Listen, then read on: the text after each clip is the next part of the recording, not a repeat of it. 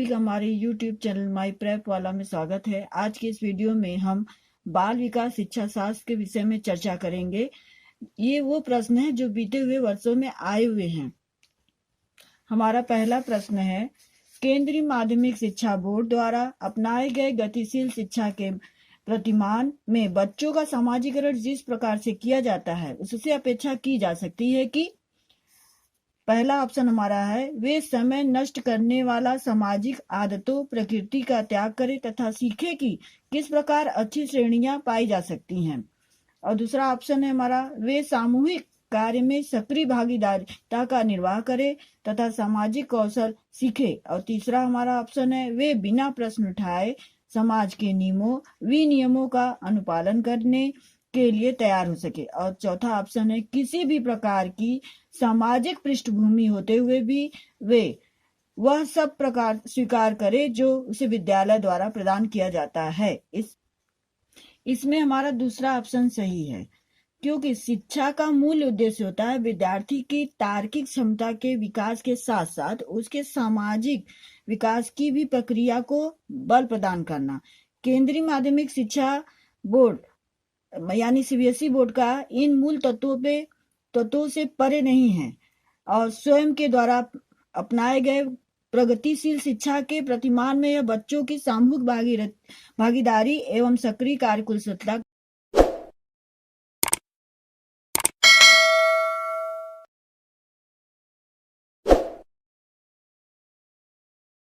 दूसरा प्रश्न है, निम्नलिखित में से कौन सा वाइगोत्स्की के सामाजिक सांस्कृतिक सिद्धांत पर आधारित है?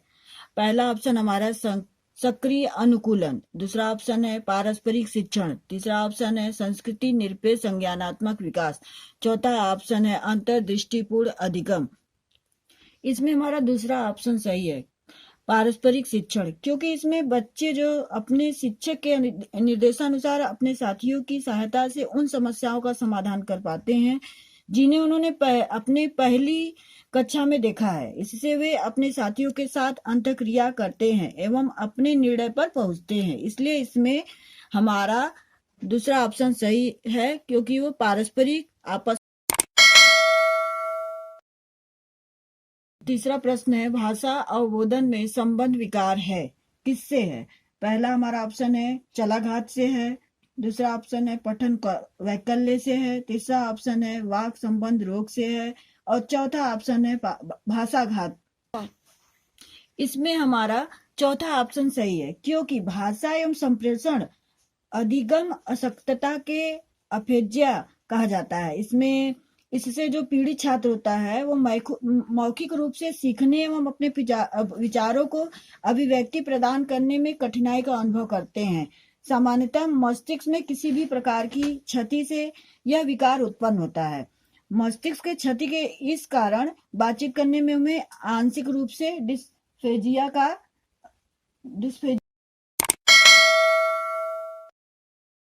हमारा चौथा प्रश्न है, 14 वर्षीय वेदिका अपने आप से पृथक स्वनियंत्रित व्यक्ति की भावना को विकसित करने का प्रयास कर रही है। वह विकसित कर रही है, इसमें से किस चीज को विकसित कर रही है? तो हमारा इसमें पहला ऑप्शन है नियमों के प्रति घृणा, दूसरा है स्वायत्तता, और तीसरा है किशोरावस्थात्मक अक्खड़पन और चौथा है परिपक्वता।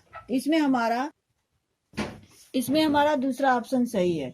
जो वेदिका है वो आंतरिक मनोभाव से प्रेरित है, वह अपनी क्रियात्मक एवं स्वनियंत्रित कर्तव्य की भावना को विकसित कर रही है ताकि वह प्रस्तुत कर सके अपने कार्यों को और बेहतर से बेहतर संपादित कार्य में कुशलता का समावेश भी कर रही है। तो इन समस्त गतिविधियों के अंतर्गत देविका के अंदर स्वायत्तता के तत्व दृष्टिगोचर।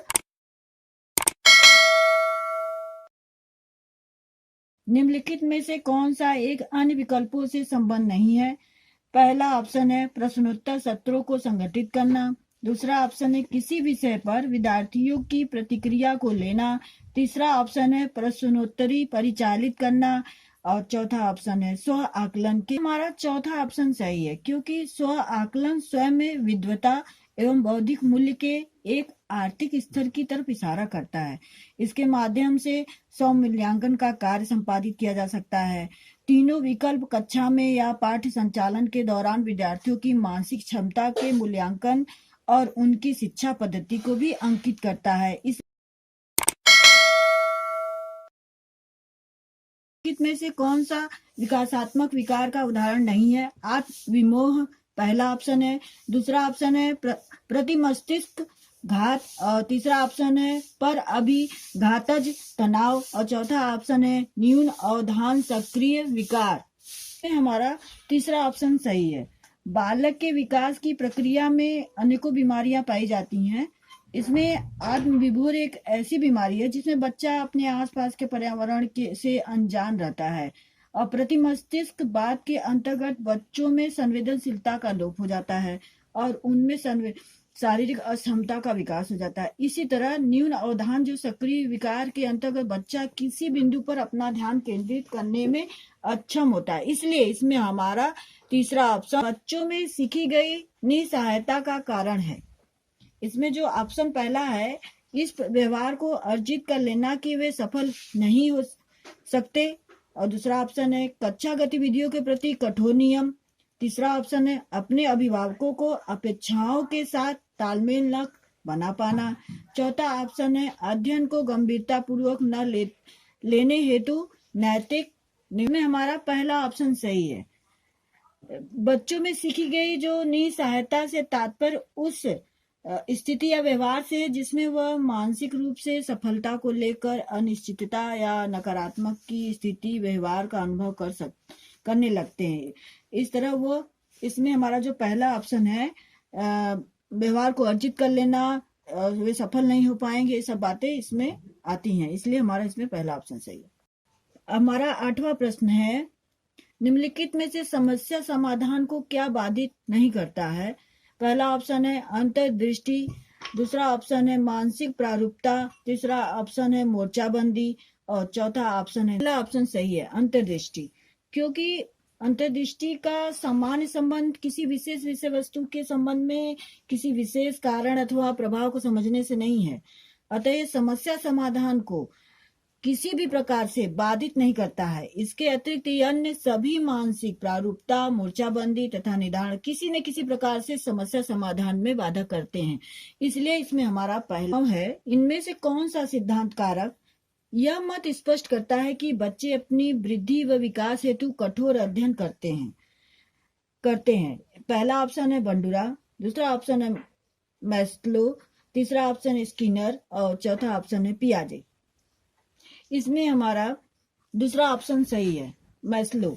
मैस्लो ने अपने विकासात्मक मॉडल में 8 क्रमिक सोपानों को स्पष्ट किया है, जिसमें उसने स्पष्ट किया है कि बच्चे अपनी वृद्धि व विकास हेतु कठोर अध्ययन करते हैं।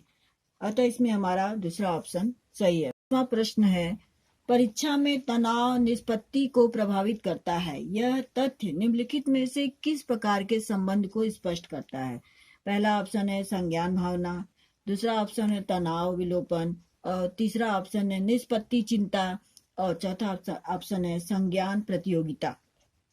इसमें हमारा पहला ऑप्शन सही है, संज्ञान भावना।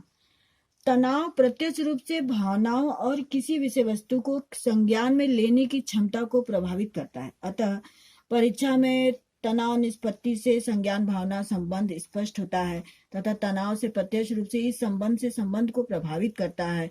इसलिए इसमें हमारा पहला ऑप्शन संज्ञान भावना सही है।